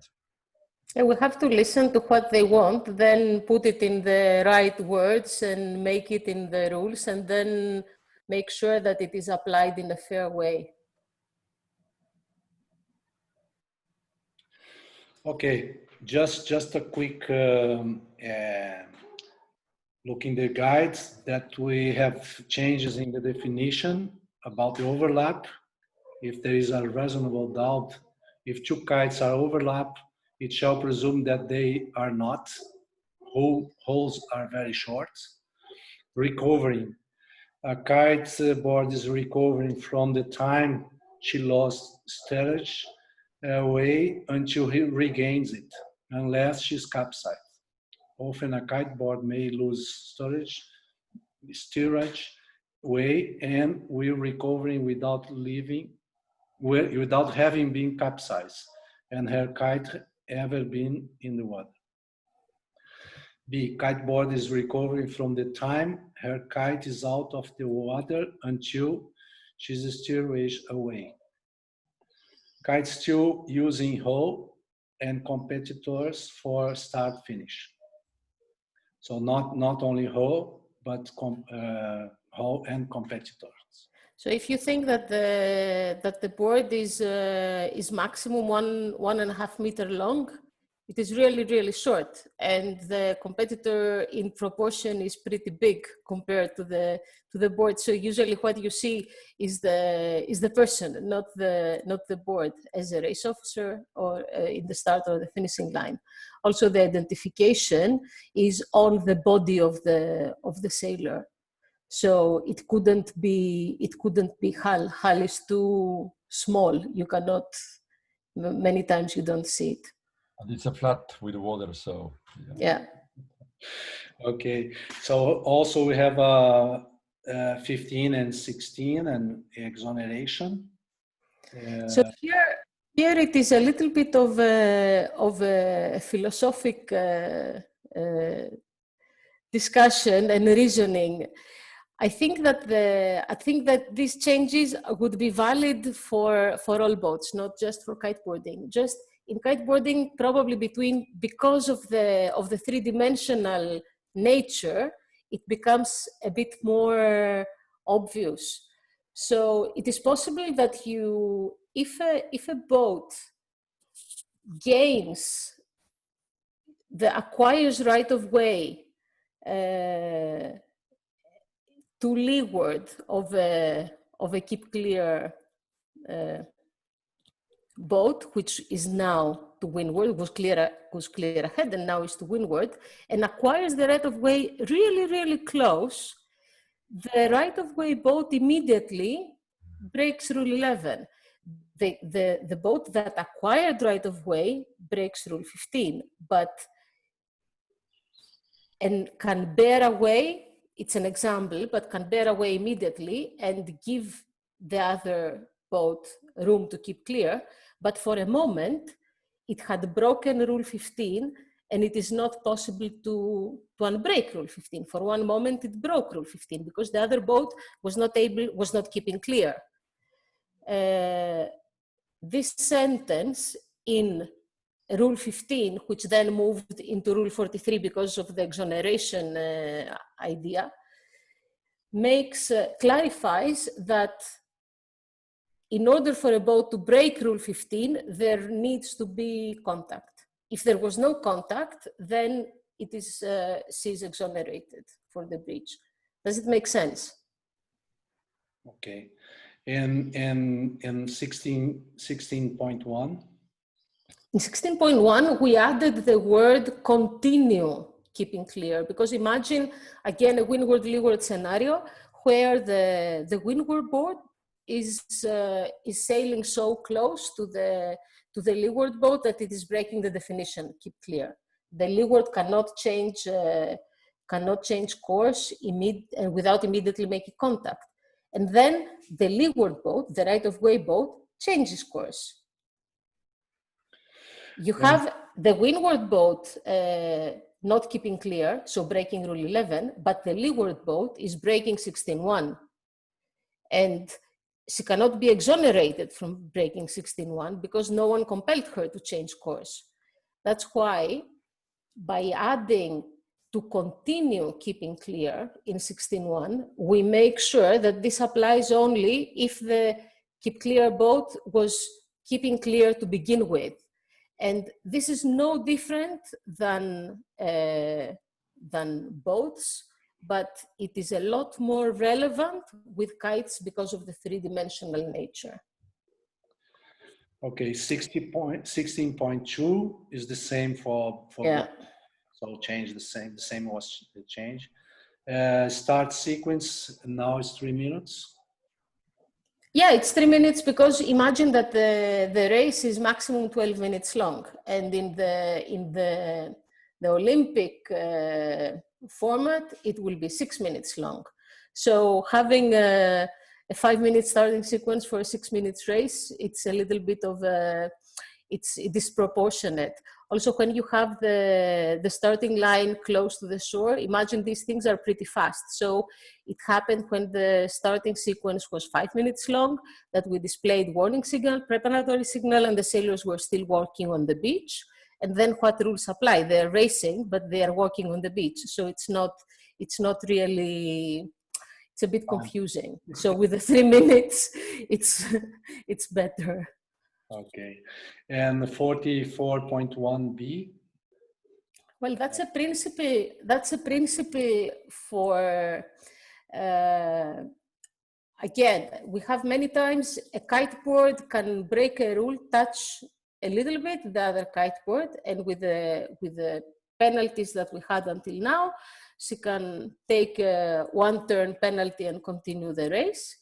While the other kiteboard is swimming, is then tangled with the lines wrapped around herself, and they lose the race, and they might even happen to lose the next race if it is a big mess. So it's not really safe. It's not really fair. Not safe. It's not really fair. So not only if you gain a significant advantage by your breach, you have to retire. The turn is not enough. But also if you cause significant disadvantage to the other kiteboard, you have to retire. The turn is not enough. It happened many times that we had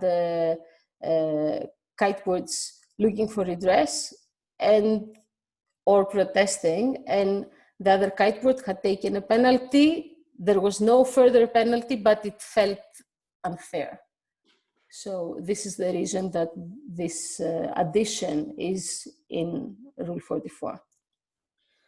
And 44.2, 1-turn penalty. Now it's included foil boards because this is a new. Yeah. So in the past, it didn't accommodate the foiling boards, and the way it was written, the foiling boards were not really complying with the rule. But now it is clear. Okay. And 62, you were already talking about. Yeah, we already discussed about. And then 64, it is a consequence. Yeah, it's a consequence of the change with the tangle. However, it's important to say that we still have, if a boat is, we don't want kiteboards causing tangles. So if someone causes it for the one time, they get disqualified. If they cause it for a second time, we have a principle like what you have in Appendix P with the penalties for breaking Rule 42. You get your second, and all subsequent penalties are a DNE. This is a Rule 64 blue. Yes. To show us. Okay. So this way we finish Appendix F, and I will ask John if have any comments on that. I know nothing about kiteboarding. That's not a good thing, John. It's No, not a good thing. I think so. That's not exactly. I'm retiring, Marina. I'll never need to know about kiteboarding. Okay, Anna? No, I don't have any comments. I have to study about kiteboarding too. Okay, Andrus? Yeah, maybe one short on. Actually, it's not existing rule, but I think what is really good in kiteboarding rules, and maybe definitely we need to start thinking about the windsurfing, do the same, and maybe even for sailing, is Rule 16.1 and which talking about the change of the course, and also adding the change of the position of the equipment. because this is something what maybe it's relevant, especially windsurfing. You know, when you're not changing a course by hull, but you are changing unexpectedly with the position of the equipment, and that might cause some problems. Maybe not that much for a normal sailing, but it also can happen. So this is something maybe for further investigation and discussion about that. But it's critical for kiteboarding, so that's why definitely kiteboards needed. Perfect. Blue? No question from audience, but I have a question from Blue. This question, I believe the kiteboarder found a good question in the race rule about the rule 15. Actually, it's very difficult for the judge penalize a boat for 15 without contact. We have a case talk about semi-like maneuver for the keep clear boat, but I think this problem is there since 96, and where a boat can tack too close without giving room for the keep clear boat to keep clear, but then at the last minute the right of way, the new right of way boat avoid the contact, and usually we green flag this or we dismiss the process. I would like to ask John if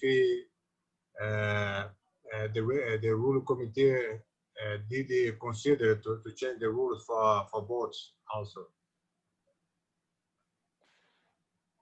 I mean, the way it works is we have working parties for look after the boards and the kites and all the different disciplines, and they come forward with their proposals for their own discipline, and we do look at them to see. And I think there are some rules that would be beneficial in the main rules. I actually agree with Marina that there is a problem in rules 15 and 16. Not everybody agrees that there's a problem, but I think we do agree there is a problem with those rules, and we need to address that and find out. I'm not sure if that answers your question very well, but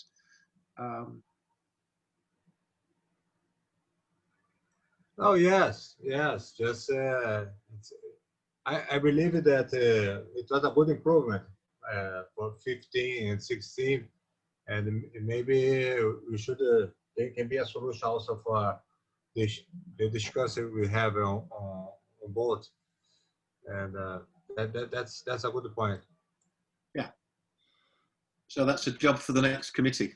I think so far we know of 20 things that need fixing for the next rule book, but we're not going to tell you them all because.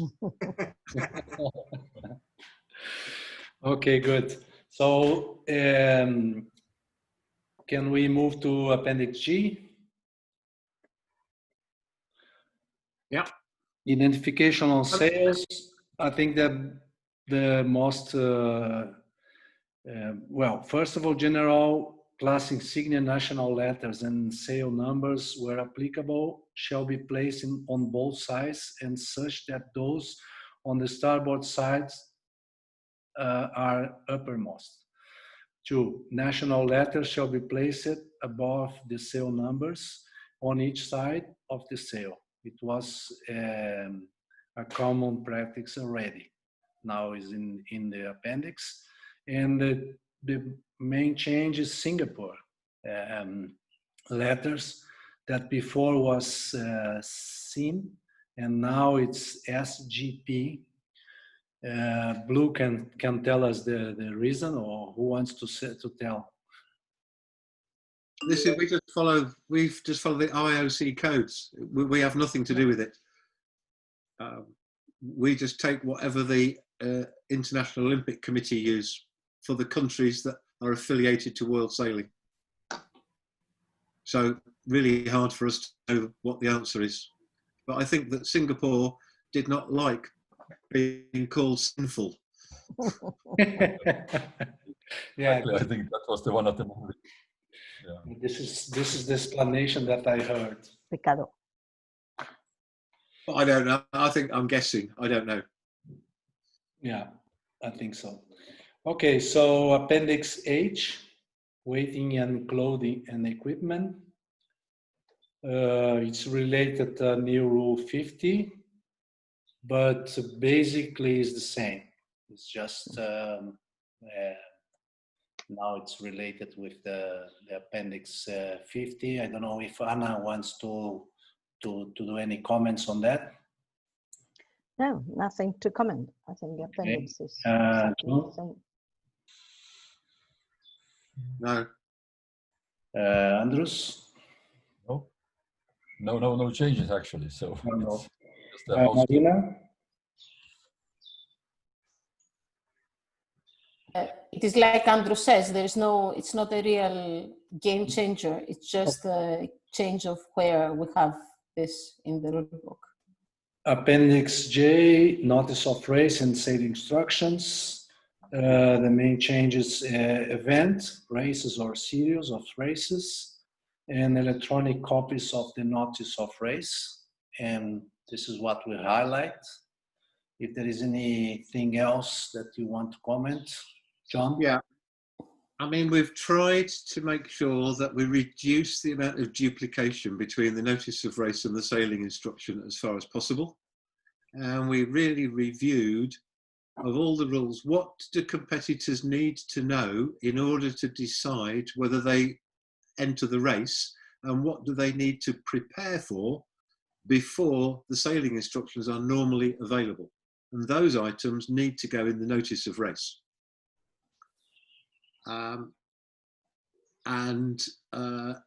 So we've moved quite a lot of items that were notice of race or sailing instructions to notice of race only. For instance, you need to know if collision regulations are going to apply or not. Why do you need to know before? Well, you need to learn them. You need to find them if they're going to apply to your racing. So we think it's pretty logical, but there's quite a lot of changing. And I think we might as well, Nelson, if you're happy, deal with K and L at the same time. Yes, because now K and L, they are in the website. Well, they will be on the website. They're not there yet. We are working on them. I've got I'm meeting with a working group almost every day now, because we've realised that people want these as quickly as possible. And we are working on them. We made the decision to make this an online document, and the reasons are that we can update it online much more easily. The current Appendix K and L are well out of date. And we also want to do it in a way that will make it a lot easier for us to add different kinds of standard notice of race and sailing instructions for different kinds of events. So offshore events often have special items for both the sailing instructions and the notice of race. Multi-class events, events where you need to split fleets, they've all got pretty standard sailing instructions. And we want to end up on the website with a group of documents that you can choose that cover all of those documents. But we're working on the first one to start with, and we are. I'm hoping that we will have it done by the end of October. But we are quite honestly, we're struggling just to get time to do things. Perfect. So we can. I think not perfect in this case, but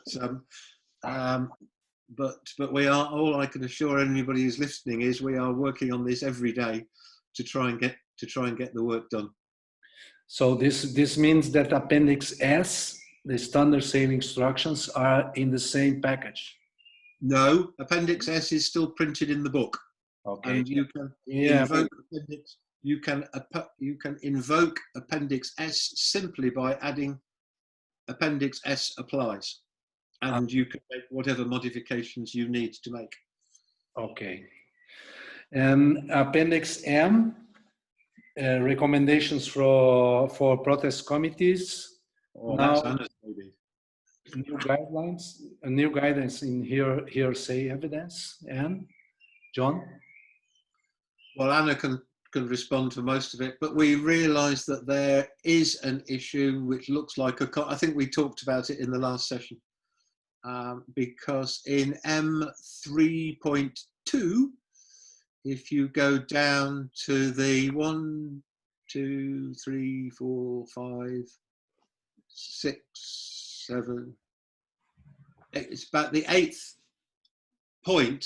It starts off, the protest committee should accept written evidence from a witness who is not available to be questioned only if all parties agree. That seems and is not really very, we should have updated it along with that you have to take hearsay evidence and then give it weight. But as M is only guidance, it's not a rule. We give preference to the rule, and we will. I'm probably holding. Is where Marina gets her own back on me. Am I holding this one up as well? This Q&A, Marina. Yeah, I will not comment in public. Continue. Thank you. Thank you. You're very kind. I am.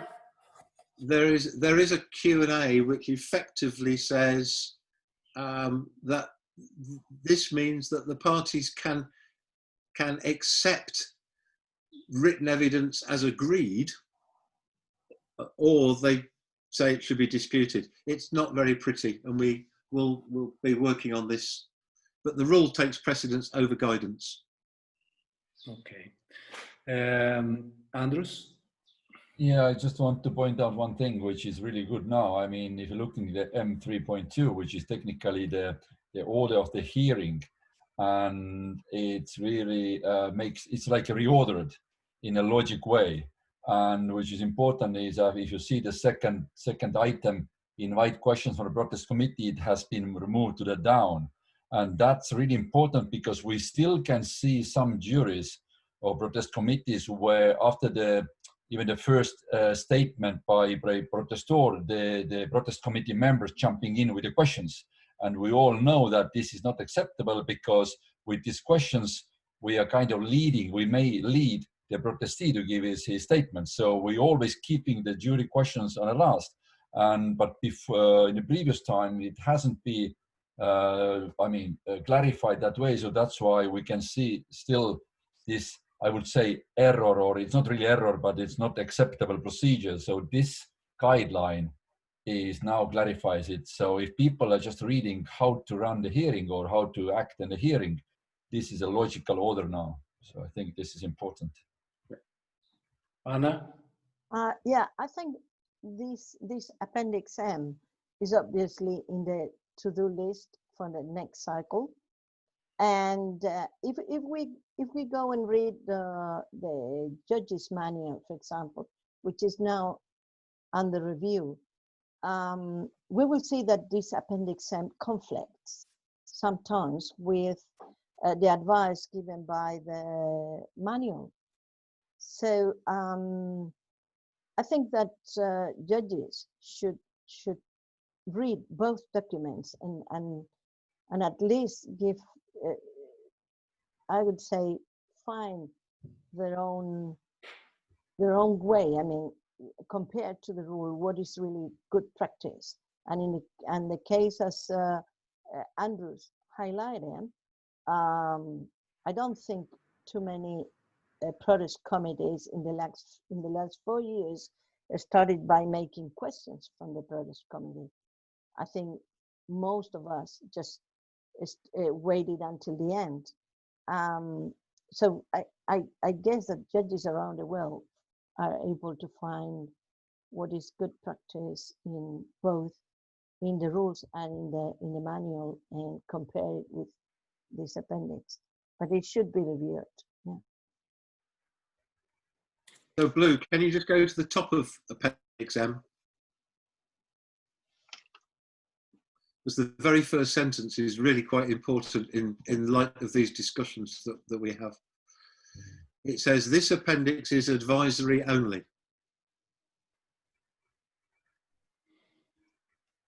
And Absolutely. of course, I totally agree with Anna. It should be good practice, and we need to overhaul it and bring everything into line. But the fact is, it is advisory, and it's not a rule in itself. Correct. Thank you. Very good. Okay, and then we go for Appendix N, international juries. There is no changes. There's one quite important change. Okay. Sorry, N1.4 Bravo. Now you don't have to say anything in the sailing instructions if you want to use a 3-person panel. Until now, you had to put something in the sailing instructions about when the time limit for referring a decision to a full panel. Now that's automatic, and it's 30 minutes unless it's changed in the sailing instructions, which means you don't need a sailing instruction to set up a 3-person panel. And I think that particularly in the current times of COVID, and we're trying to sometimes reduce the number of people in a space, using 3-person panels is probably is in the helpful direction for avoiding contact more than necessary. Okay, yeah, it's important, yeah. Appendix P, special procedures for Rule 42. Anna, any comments? No, I think it's quite straightforward. There are no changes. Yeah, changing events for regatta. Yeah, but that's the general Regatta change events. anyway. General. Consistency. Yeah. And Appendix R, procedures for appeals and requests. I think it's also nothing important. We cover Appendix S, standard sailing instructions. And the last Appendix T, arbitration. Who wants to comment, if there is any comment? Anna? There is nothing new in here, and it makes a reference to the judge's manual for more guidance. But that's it. I think this appendix has been working quite well since it was included in the rule book. John? Nothing to add. Andrus? Yeah, maybe one thing actually maybe is that if we all know and we can see that something is missing. Actually, it's not missing anymore, but it's not in a book, which is a template of protest form or hearing form, and we know that that there's no requirement to use a specific form. You can use even the blank paper for that, but still some people are not that familiar. I already received a question that but why the protest form is not in a book anymore? So and it just good clarification that we don't need to be in a book, because you can use any form, and it's definitely it's not anymore the protest form. It's just a hearing request form. And I think, John, you were the initiator or created this change, and many others. I don't know if you want to comment, give people some overview on that. Yeah, I mean, we think that it's just more useful to be online, because you can then download it and you can add and we're working on editing the final version, and there will be both a Word version and a PDF version available online as you say, it's the recommended form, it's not a mandatory form. And the reason we put a Word version up is it's then very easy to add an event logo to the form and customize it. It's been in practice at a lot of events for the last 3 years. It's not particularly new, but it does reflect the fact that we have 5 different kinds of possible hearings, and they have different rules for each hearing in some respects. So they can be protests, requests for redress, a support person report, misconduct, and it's not technically a hearing, but a decision is required, is a request to reopen. And the form is often used as a request to reopen, although it doesn't always lead to a hearing. So we just think that the new form reflects the rule book and has less tick boxes all over it, because one of the problems with tick boxes is unless you put all the tick boxes in, and we know that if you actually go through the rule book and check every rule that you have to check in a hearing, you actually need a complete page all on its own, and that will also be available online. So we use a checklist for a lot of hearings. We'll make that available online for people to download as well. Marina? Yeah, and to add to what John says, a lot of events, and it's getting more and more, are not using the paper form at all anyway, and are using an electronic system that you just complete your hearing request online and submit it online. There is no paper involved at all. So this also, for this reason, it's not really necessary to have it in the book. And the digital age and the coronavirus pandemic made us realize it a lot more. A lot of the things are becoming a lot easier, and communication is becoming a lot easier. We would probably not be doing this if we hadn't been shown the way to do it during the COVID days. What we're doing now, I mean. Okay, just one comment to Marina. Nelson, if I may. So actually, the last week there was one event when where it was also tried to have as much as online as possible, and one sailor just in front of the committee just typed the request for the hearing, the protest on WhatsApp. I mean, that was like a sailor WhatsApp, and all requirements were met under 61.2, so defined, and that was okay. That was absolutely valid request. So. Perfect. We arrive in the end of our guide, but not in the end of our meeting. So I would suggest that just for before we finish, starting with Marina, we just do a quick report about how the COVID is impacting sailing in your area or in your activities, because you are not only stuck in one place, and how it's now the situation.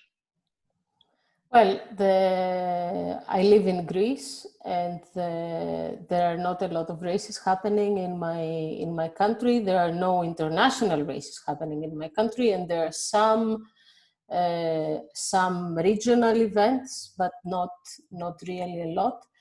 But there is activity of at the yacht clubs. People go sailing, and it is considered a safe thing to do.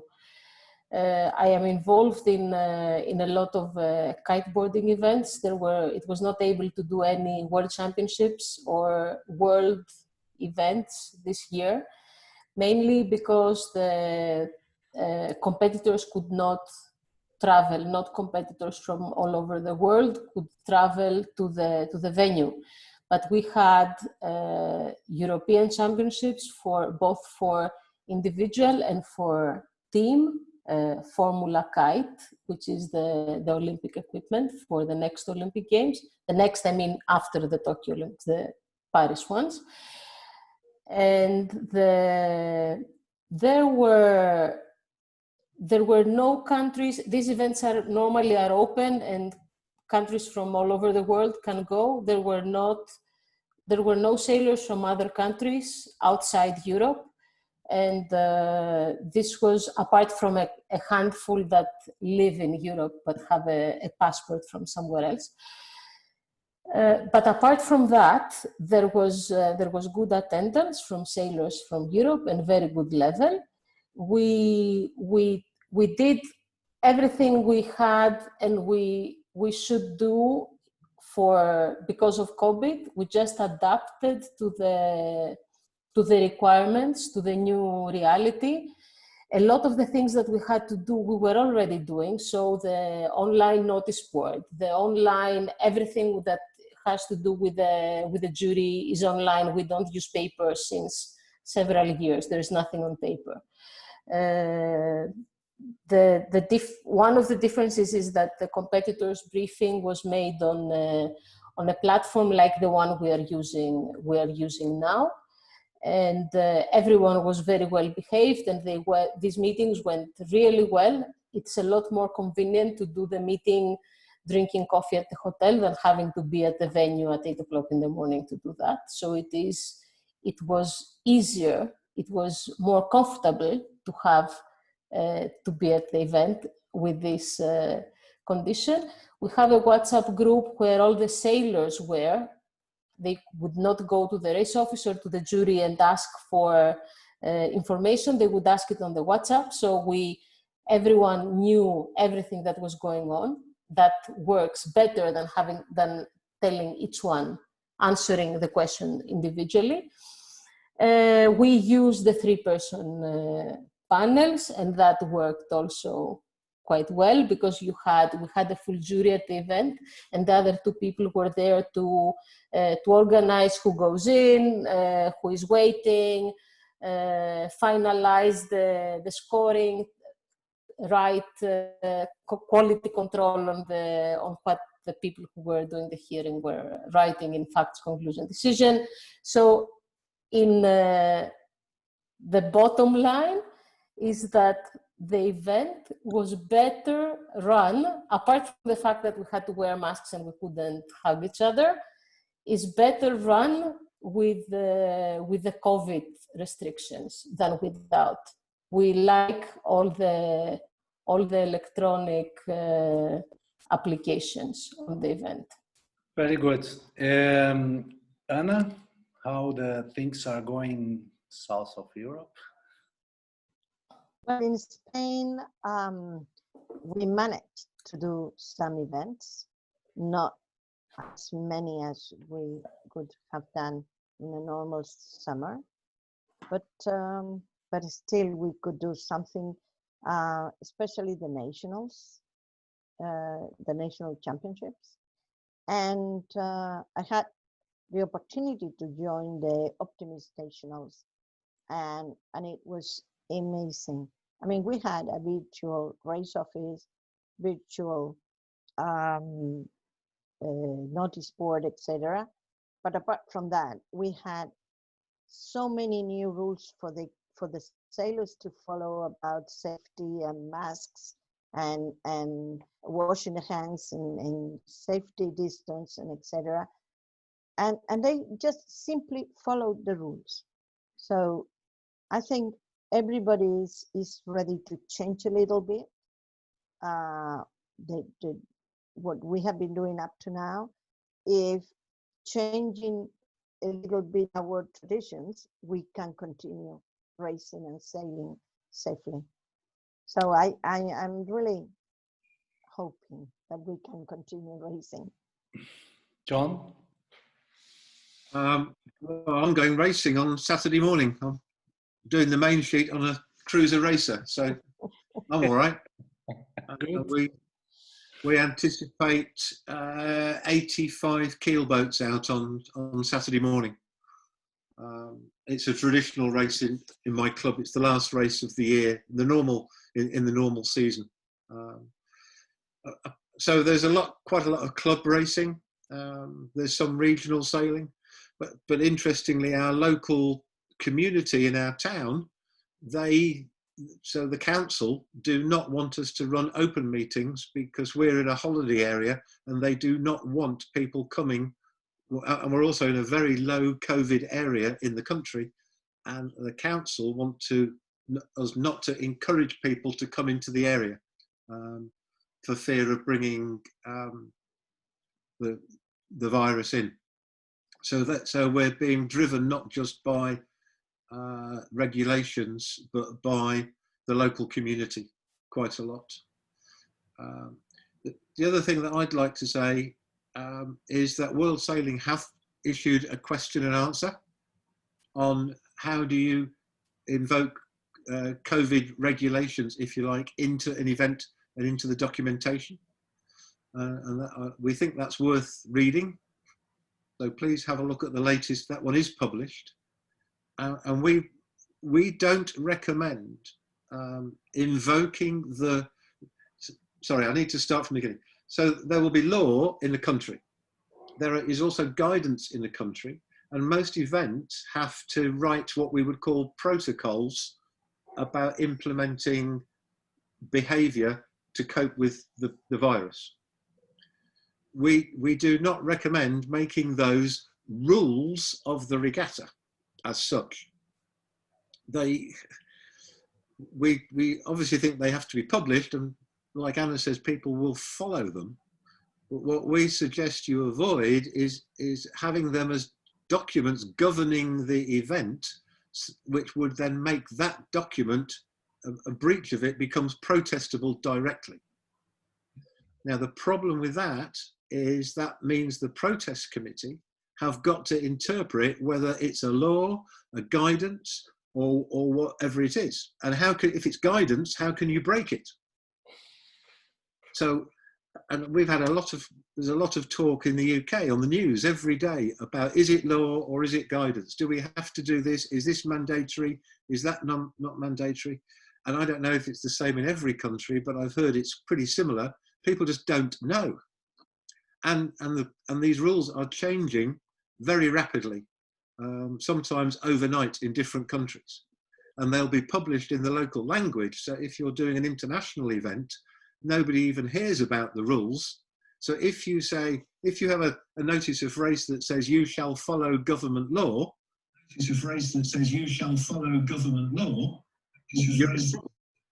because somebody's going to break that law, and then you end up with the protest committee judging law, and we always avoid that. We might call it misconduct if you break a law. What we do suggest, though, in the Q&A is that you add into your sailing instructions a sailing instruction that simply says you shall comply with reasonable requests of event officials or race officials. And it's when you don't comply with a reasonable request that you become subject to penalty.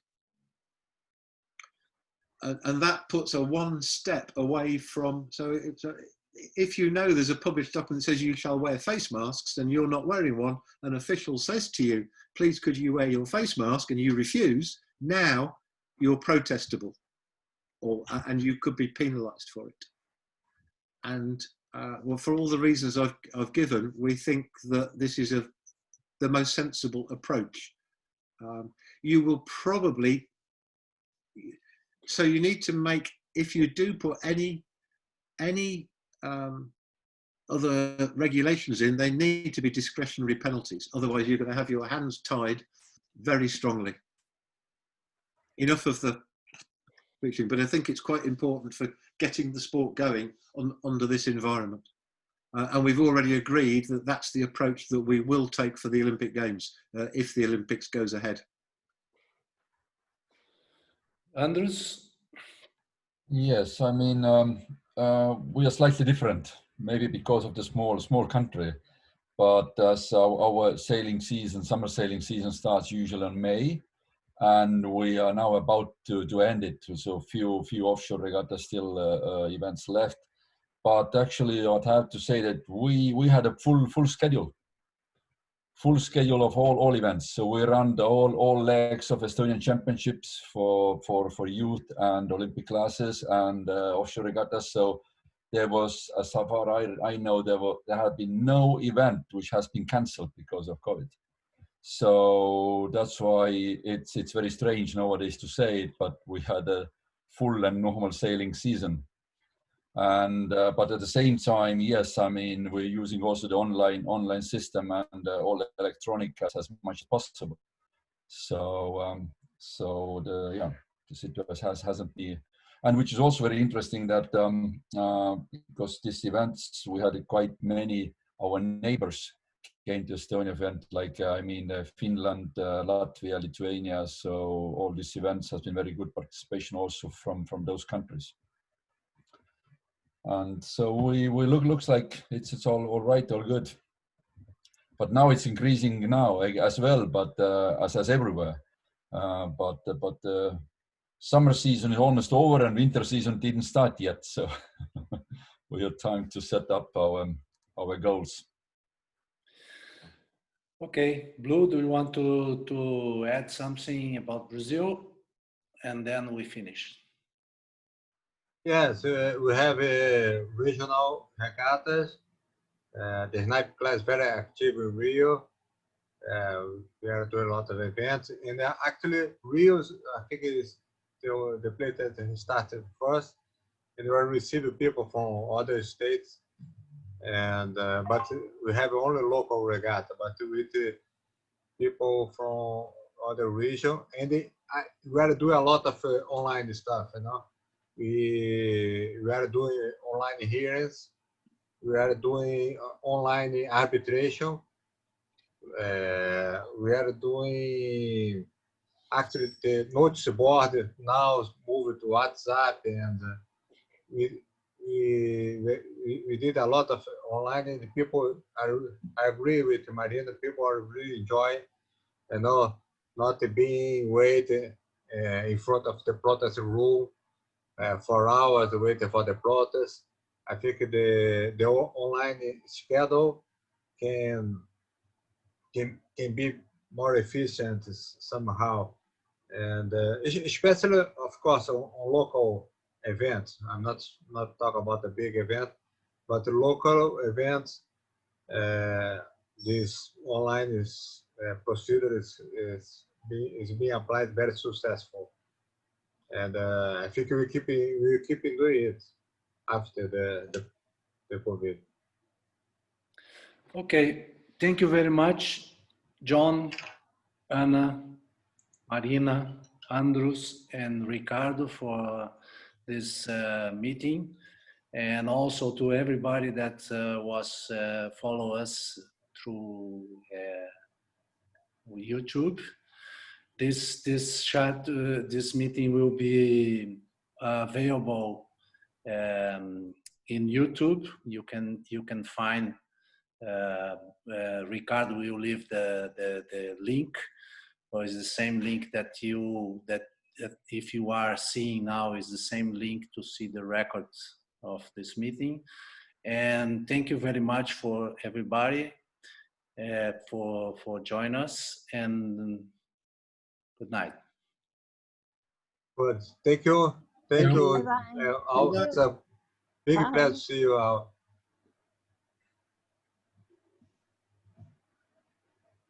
Okay.